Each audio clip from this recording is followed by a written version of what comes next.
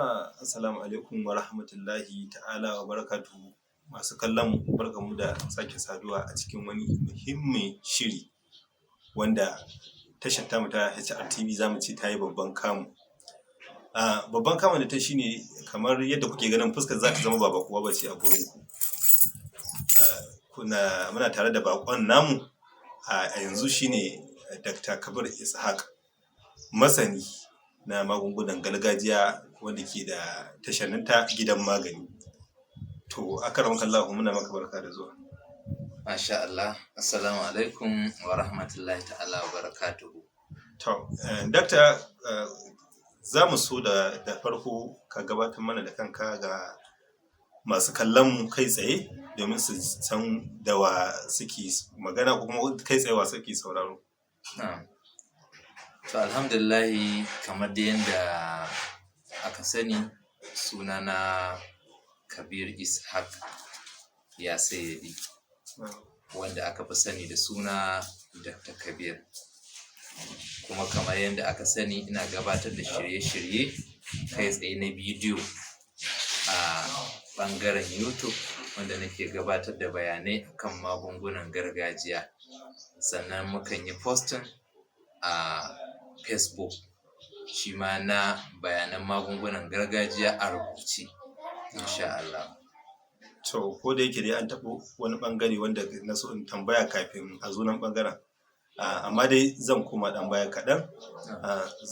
Masu kallon mu za su zo su ji takaitaccen tarihin shi dakta kenan, a ina aka rayu, a ina aka yi zama, a ina ake yanzu, kuma wani mataki aka kai da sauransu, kafin mu shigo akan tsundum a cikin bayani akan magungunan gargajiya. To alhamdulillah, da farko ni ainihin haifaffen garin Katsina ne. An haife ni a cikin jihar Katsina. A nan na taso, na yi karatuttuka waɗanda suka shafi na zamani da kuma na Muhammadiyya, har na kai inda na kai. Amma a halin yanzu ina Kano, a can nake zaune da iyalaina da harkokina gabaki ɗaya kusan sama da shekara 20. Ƙwarai da gaske. Masha Allah ta'ala, alhamdulillah. Duk wanda ya taso kuma kamar yadda ka faɗa, ka yi rayuwa a Katsina, daga baya Allah ya maida ka Kano da zama. So na san masu kallo za su ce ba buƙatan a tambayi iyali akwai su, to amma dai da haka iyali da kuma mata nawa, 'ya'ya nawa? To, lallai kam akwai su da yawa. Sai dai kawai fatan addu'a Allah ya ƙara musu albarka, amma akwai iyalai da yawa kuma akwai 'ya'ya da yawa, alhamdulillah. Masha Allah ta'ala. To, masu bibiyar tashar gidan magani suna kallon fuskar ka, suna jin bayanai daga gare ka na magunguna daban-daban iri-iri, kuma cikin ikon Allah kamar yadda muke ta samu comment, da yake akwai wasu bidiyoyi da muka ɗan ɗora wanda suka shafi magungunan ku haka. To muna samun comment haka akan mutane sun yaba, sun ji daɗi sosai akai, kuma suna ta godiya. Wasu ma suna ta amfani da wannan magungunan ta hanyar haɗa su da kansu, kuma har su ba wani kuma shi ma ya ji daɗi haka. To mutane suke ta tambaya akan shi dakta, shin karatun magungunan nan yayi kuku daɗewa a cikin yau da kullum ta sanya ya san magunguna fiye da yadda ake tunani? To, ka san shi ilimi irin na magani abu ne wanda yake yana da matuƙar faɗi. Da farko dai mun tashi mun gan shi a gida. In aka ce an tashi an ga magani a gida, to wannan sanannen abu ne a wajen Bahaushe, za a iya cewa gada aka yi. Na farko kenan. Sannan abu na biyu, mu ma mun fita mun nema da kanmu a wajen masana. An yi tarayya da masana magunguna kala daban-daban na garuruwa, ko kuma in ce har da na wasu ƙasashen. Sannan gashi ana karanta abun, ana bibiyar littattafai irin na manyan malaman musulunci waɗanda suka yi ijtihadi sosai, suka yi ƙoƙari wajen kawo mana ilimin likitanci na magungunan gargajiya, musamman ma malamai irin na addinin musulunci. Alhamdulillah, masha Allah ta'ala. To masu kallon mu, idan ana bibiye da mu za ku ji takaitaccen tarihin dakta da kuma ina ya rayu da kuma ina yake a yanzu. Kana kuma kun ji inda ya karkata da kuma karance-karancen shi, da kuma a takaice dai dakta ɗan gado ne game da abin da shafi itatuwa, tsirrai, hakukuwa da ciyawu da sauran duk wasu abubuwa da suka shafi itace na gargajiya haka. Dakta, sau da yawa a cikin shirye-shiryenku za mu ji kuna magana akan magunguna daban-daban na gida-gida. Idan na ce na gida-gida, ina nufin kamar ɓangaren makera suna da magungunansu na gargajiya wanda suke amfani da su, wanzamai suna da magungunansu na gargajiya da suke amfani da su, da ire-iren dai wa'annan haka misali. To kuma kowane ɓangare cikin ikon Allah dai muna bibiyar abin nan ɗin, kuma mun ji an yi bayani a kansu. To amma mutane abin da suke tambaya har yanzu ba su ji ka taɓo abin da shafi na masunta ba. Ban sani ba, ko kila cikin wanda ya magana akwai masuncin ne yake so ya ji wani abu daga ɓangaren su wanda ya shafe su. So wannan dai shi ne insha Allah ta'ala, duk sanda muka samu bakuncin dakta, Allah yarda za mu gabatar da wannan korafin da tambaye kana, ko mu ji menene shirin shi na gaba, ko kuma in ma akwai wani abu a yanzu idan tsogonta ma masu kallon mu domin su fa'idanci. Saboda na san cewa in ka ji an ce masunta, magani na masunta, to a dare da muka taso a ƙasar Hausa za mu ce sun ƙware, masana ne sosai akan abin da ya shafi ciwon sanyi. Idan aka ce maganin masunci, za ga ya fi ƙwarewa akan ciwon sanyi, saboda dukkan mu'amalar shi a cikin ruwa ne. To za mu so mu ji mi dakta zai ci gaba da shi wannan. Gaskiya ne. To alhamdulillahi, masunta ba a bar mu a baya ba wajen mu'amala da su da kuma sanin wasu abubuwa daga cikin ire-iren magunguna irin na masunta. Saboda haka idan ma masunta ne suka yi wannan tambayar, to albishirinku, muna tare da ku. Idan kuma jama'a ne waɗanda ba masunta ba suka yi tambaya akan haka, to kuma dai albishirinku, akwai magunguna irin na masunta. Kamar yadda dai kai bayani, su masunta sun shahara kwarai da gaske wajen ɓangaren magunguna irin na sanyi. Don haka zan kawo ɗan takaitacce masu sauƙin samu daga cikin irin magunguna da masunta sukan iya yin amfani da su wajen magance matsalar sanyi na jiki, ko sanyin ciki, ko kuma sanyi na ƙashi. Sannan a ƙarshe zan bada, kamar da yadda channel ɗinmu ya shahara, an san channel ɗinmu na gidan magani Herbal Center ya shahara wajen ɓangaren magunguna irin na taimakawa maza. Don Allah yadda akwai magunguna na masunta wanda suke bayarwa akan irin wannan ɓangaren, in Allah ya so ya yarda. Kamar da farko a ɓangaren maganin sanyi, irin sanyi wanda masunta sukan yi amfani da maganin sanyi irin na jiki, kamar sanyi wanda yake kumbura jiki, ko jikin mutum ya fashe, ko ya haifar da ƙuraje, ko ƙaiƙayin jiki da makamantan haka. In dai aka ce sanyin jiki, to mafi yawa waɗanda suke da lalurar za su gane, za su fahimci me ake nufi. To saboda haka, wato abinda akan yi amfani da shi, akwai magungunan da yawa, amma zan faɗa dai a taƙaice don kuma a samu sauƙin samu. Akwai wani tsiro da ake cewa duman rafi. Duman rafi sanannen tsiro ne, musamman ma a duniyar Hausawa. Abin da ya sa nakan ce a duniyar Hausa, saboda da Hausa muke magana. Wanda ba Bahaushe ba ma idan ya ji, to in Allah da in ya tambayi Hausawa za su sanar da shi. Wannan duman rafi, in aka same shi, in aka samu saiwarsa, ta fi amfani. Amma idan aka so, za a iya samo tsiron, saboda yaɗo yake yi haka. Mafi yawa a gefen ruwa aka fi samunsa, yana yin yaɗo. In aka same shi gaba ɗaya, aka tufke shi, aka nannaɗe shi, sai a jefa a cikin tukunya, sai a dafa. kamar misalin wanda idan aka cure shi zai kai dunkuli na hannu. In aka samu dunkule 2 to za a iya sa ruwa kamar kimanin lita 5 sai a dafa a jefa ƴar kanwa kaɗan. In ya tafasa a tace mutum ya riƙa sha. Kofi 1 da safe, kofi 1 da rana, kofi 1 da daddare. In Allah ya yarda zai fatattaki sanyi ya masa fata-fata a jikin mutum. In Allah ya so ya yarda. Masha Allah ta'ala. Na'am. To masu kallon mu idan ana bibiye da mu kun ji wata fa'ida mai muhimmanci kuma mai saukin haɗawa insha Allah ga kowa da kowa. So tambayan da nake so in yi ma dakta shine sanyin an kawo ire-iren shi ko kuma alamu wanda ke gane mutum yana da sanyin kashin kanshi. To amma sanyin kamar an ce kala-kala ne haka. To shi wannan kamar shi diman rabi din yana maganin wani sanyi ne kashin kanshi sanyi? Mafi yawa shi wannan magani na diman rafi an fi amfani da shi akan sanyi na jiki. Sanyi wanda yake zama a ƙarƙashin fatar mutum.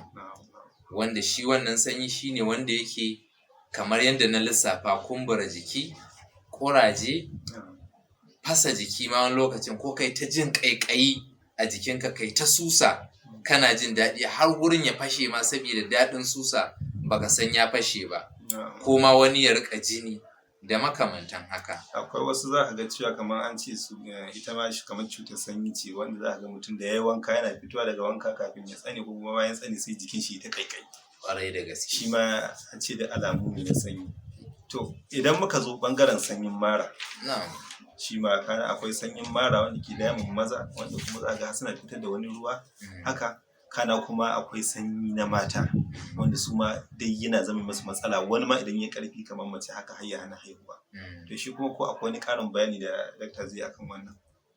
To ka san shi sanyi na mara asalinsa dai kamar yadda aka sani ƙwayar cuta ne. Shi wannan sanyin mara ɗin shine dai sanyin mata. Amma sanyi na jiki in mutum yana da shi to wannan ƙwayar cutar idan ya ɗauke ta ta fi saurin yaɗuwa a cikin cikinsa ta yi tasiri nan da nan ta kama mutum. Sabida kasancewar wato wasu da yawa suna ɗauka cewa dole sai a wajen mace kaɗai za a iya ɗaukar wannan sanyi na mara. Shi yasa ma wasu suka fi danganta shi da cewa sanyin mata. Ya fi yi wa mata illa. Sannan lallai ana ɗaukarsa a gurinsu ɗin. To amma fa shi wannan sanyi ko a wajen fitsari za ka iya ɗaukarsa. Kamar misali yanzu sai mutum wanda yake yana da wannan sanyi na mara a jikinsa sai ya zo sai ya fitsari a guri ko da akan ƙasa ne sai ya zama da cewa fitsarin nan nasa bai jima a gurin ba. Kai kuma sai ka zo kai ma sai ka tsuguna sai kai naka fitsarin. Kamar yadda aka sani shi fitsari yana da zafi. Duk sanda za ka yi shi musamman lokacin sanyi in za ka kula sosai za ka ga wani tururi yake tashi daga cikin fitsarin. Lokacin sanyi ko lokacin damina an ruwa za ga yana tururi. To a irin wannan lokacin da ba sanyi ko na damina ba shi ma in kai fitsarin yana tururin amma kila saboda yanayin waiza ba lallai idan ka ga wannan tururin ba. To sanda kai fitsarin naka zafin fitsarin naka ya sauka akan wannan fitsari na mai ciwon sanyi sai ya zama na cewa ya ɗauko wannan ƙwayar cutar sai ta biyo wannan tururin kai ma sai ta zo sai ta shiga ta al'auran mutum sai ya ga mutum ya kamu da wannan lalura. Sai ka riƙa ai ba bin mata nake ba to ya aka yi na kamu da wannan ciwo ko kuma matata guda ɗaya ce amma ya aka yi na kamu da wannan ciwo. Da dai ire-iren wannan tambayar da yawa mutane su ne wa kansu.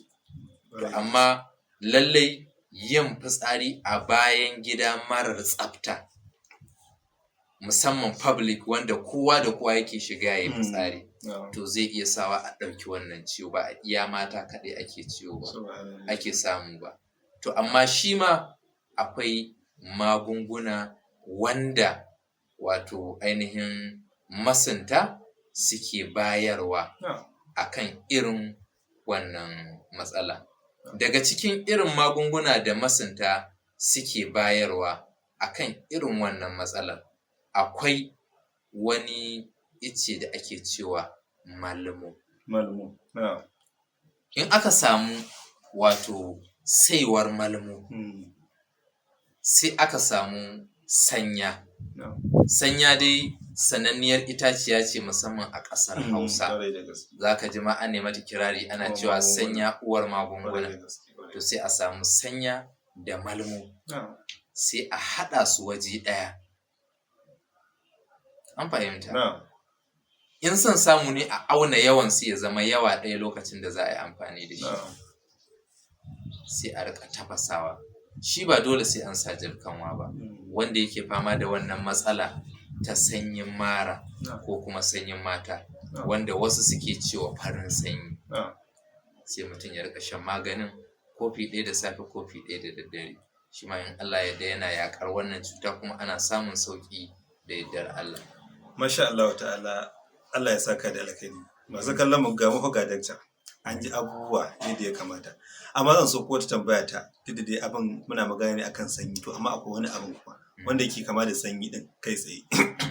Shi kuma ya bi damun mata. Mata masu al'ada. Za ku ga cewa sau da yawa wani lokaci mace mai al'ada ta yi wata ya cika tana al'ada, tana fama da matsanancin ciwon ciki haka. Wata ma a je asibiti, wata kuma kaga abin da ya kama ba za a tashi ba. Ko kuma tana cikin al'ada ne wannan matsalar ta, wata sai ta gama, wani kuma tana cikin abin ke samun ta haka. So wani abin ma sai ya kai ga cewa wannan ciwon ciki ya haddasa mata rashin haihuwa baki ɗaya. So wani kuma za ki ce ake kiran shi da tsanki haka. To zan so ma dakta tambaya kai tsaye akan wannan, saboda abin ya shafi kamar zan ce wannan matsalan ta sanyi kamar da shi wannan tsanki din kamar dan juma ne da dan juma kamar suna kamanceceniya. To shi sanya sai wannan abin ya haɗu ma a rai nake so in ji wani shawara zai ba dakta, zai ba su mata masu irin wannan matsala din domin su samu su fita ko kuma su taimaki kansu ta hanyar haɗa magunguna da kansu. Har ma su haɗa ma wani, kamar yadda dama tashar tashi ta gidan magani ta yi ƙaurin suna kai tsaye, ta mai da mutane miliyoniyoyi ta hanyar mutum zai tsaya saurari bidiyon nashi daga farko har ƙarshe ya ji maganin yadda ake haɗa shi. Idan mai dabara ne zai haɗa da yawa kuma ya dinga saidawa. So alhamdulillahi mutane da dama gaske ni na san wasu da yawa da gaske wanda duk sun samu ci gaba ta wannan hanya din. To sai Allah ya sanya kamar yadda na ce muku tashar mu ta yi babban kamu, to dole ba za mu karka da shirin ba sai mun kwashi abubuwa haka. So dakta, za mu so mu ji game da shi wannan ciwon ciki na mata ko kuma tsanki a takaice, kana kuma ina mafita. To game da wannan matsala wacce ta shafi ciwon mara ko ciwon ciki wanda mata suke fama da shi lokacin al'ada, ya kaso daban-daban, amma zan yi magana kamar ɓangare uku. Na farko, akwai wanda shi irin wannan matsalar sanyin na mara ko infection shi ne ke haddasa musu irin wannan matsala. Akwai wanda kuma matsala ce irin ta iska, wato irin aljanin nan da yake auren mata, jinin ashik kenan, wanda yakan haddasa mata wannan tsananin ciwon mara din a lokacin al'ada. Sakamakon wannan tsananin ciwon maran ne zai sa jinin da za ta fitar ya riƙa yin wato kumfa, yana yin ɗoyi. Ta hakan ne zai sa ba za ta iya samun ciki ba.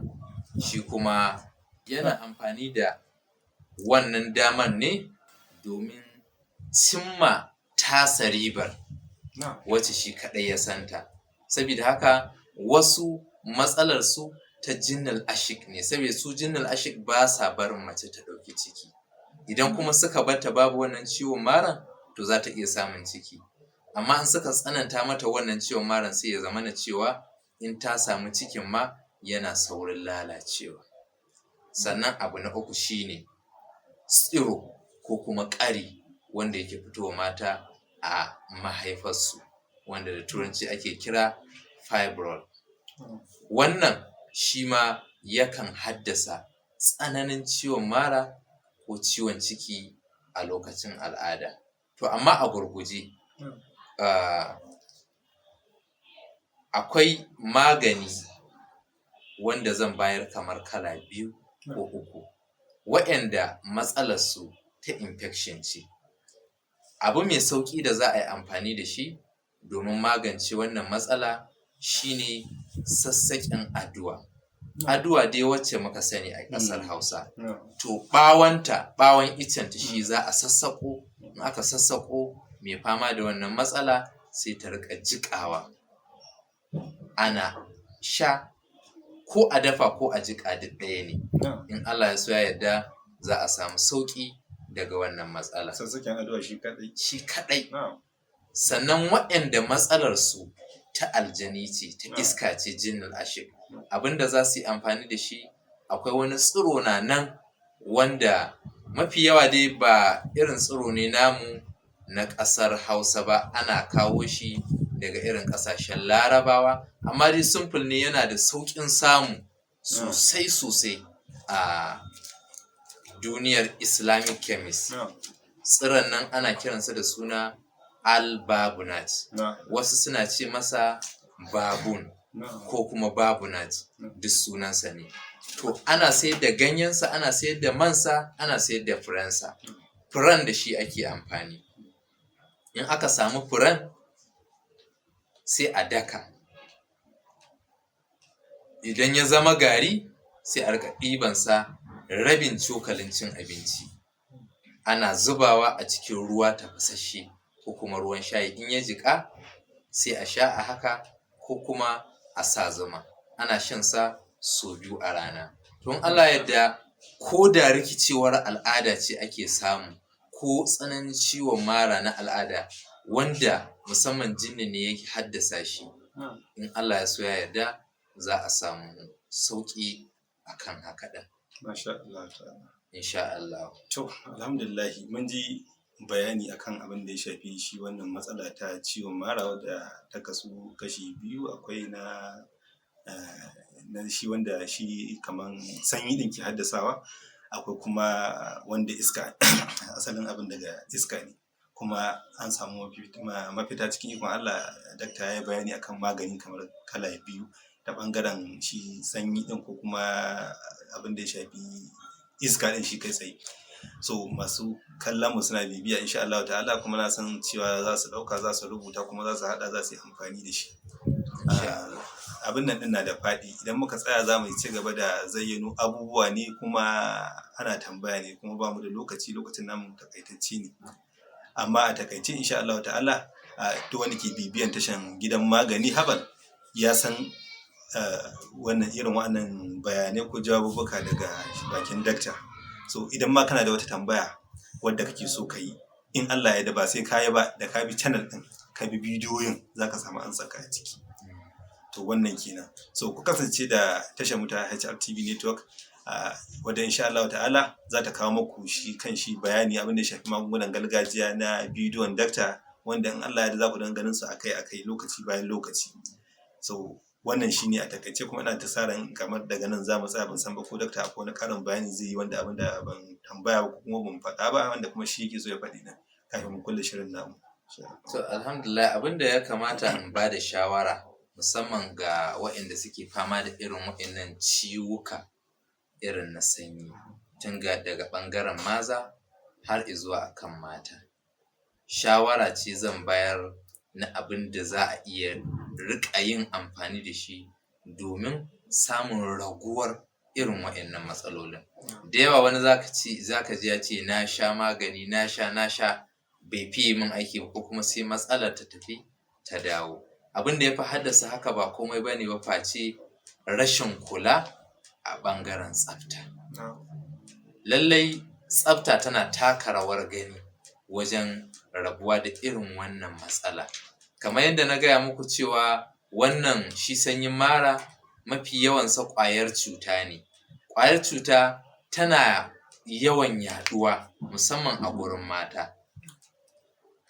Idan har ya kasance ba a kula da tsafta ta wannan ɓangare nasu na private, to hakan ba zai bar cutar ta tafi ba. Kuma kai mai gida, idan kai amfani da magani ka samu sauƙi, to matuƙar matarka ba ta kula da tsaftar jikinta, duk sanda wata mu'amala ta haɗa ku to matsalan nan za ta sake dawo maka sabuwa. Kaga an sha magani an yi ba ai ba. So amma in aka kula, in Allah ya so ya yarda, za a ci gaba da samun sauƙi. Sannan kamar yadda aka gabatar, in Allah ya yarda daga yanzu za a iya riƙa samun bidiyoyinmu a cikin wannan tasha ta HRTV network. Za a riƙa samun bayanai irin na magunguna kai tsaye in Allah ya so ya yarda. Kuma masu tambayoyi za su iya riƙa tara tambayoyinsu, za su riƙa tura ta comment zuwa wannan channel. Kuma in Allah ya yarda za mu riƙa amsa musu tambayoyinsu ɗaya bayan ɗaya, insha Allah ta'ala. To alhamdulillah masu kallon mu, kada a manta akwai tashar mu ta gidan magani Herbal, wacce insha Allah ta'ala akwai bidiyoyi sun yi guda 1000 waɗanda za ku kalla ku ji matsalolin ku kuma ku ji maganin matsalolin naku. Kamar kuma yadda muka faɗi a HRTV network, insha Allah za ta ci gaba da kawo muku bayanai akan magungunan da suka shafi na gargajiya daga shi dakta kenan. To wannan kenan. So don haka sai a ci gaba da bibiyan shafin namu, in Allah ya da kullum za a ga bakin abubuwa. Kuma abinda muke fata, idan kuka ji jawabi ko kuma magani daga bakin dakta, ku yi kokari ku hada. Amma ka mance dakta a ƙarshen maganar shi ya yi magana mai muhimmanci akan tsafta, saboda mun san cewa addini ya kawo mana cewa tsafta tana daga bangare na imani. So kaga ko da ba wata cuta, tsafta kamar wajibi ce. In ba kai da inda ba za a iya gane mara imani kenan, ka zo gidan shi ka iske kace ka kewaye ka ga ba tsari ba tsafta, to kawai kan tsarka da ce mutum bai da imani, saboda annabi ya faɗi. So wannan kenan, da haka sai a kiyaye a kula. Tsafta tana taka muhimmiyar rawa a cikin rayuwa, wanda kuma insha Allah shi kamar yadda muke ji daga bakin dakta, shi aljani ma ya fi son kazanta. Iska kenan ya fi son inda ke da kazanta, cikin shara ko wurin da ba tsafta ya fi likewa a gurin.